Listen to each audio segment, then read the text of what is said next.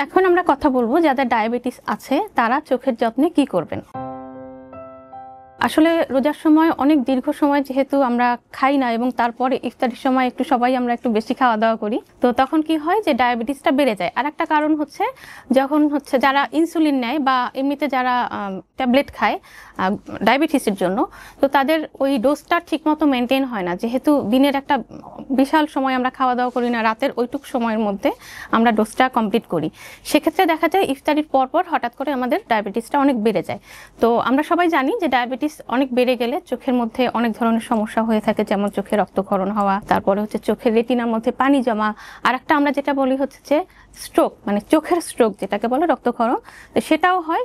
এইসব কারণে এই জিনিসগুলো কিন্তু রোজার মধ্যে অনেক বেশি হয়। আমরা রোজার মধ্যে এই ধরনের রোগীগুলো অনেক বেশি পাই। সেক্ষেত্রে যখনই কোনো রোগী একটু চোখে কম দেখবে বা চোখে অন্য যে কোনো ধরনের চোখের সমস্যা ফিল করবে, তখন তারা যেন খুব তাড়াতাড়ি চক্ষু বিশেষজ্ঞের সাথে যোগাযোগ করেন এবং রোজা শুরু হওয়ার আগে বা রোজার শুরুতে তারা অবশ্যই চোখের ডাক্তারের পরামর্শ নেবেন, যাতে তারা পুরা রোজার মাসটা ভালো থাকতে পারেন।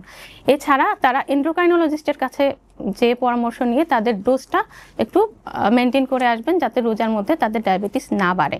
ইনশাল্লাহ রোজার মধ্যে সবাই ভালো থাকবেন।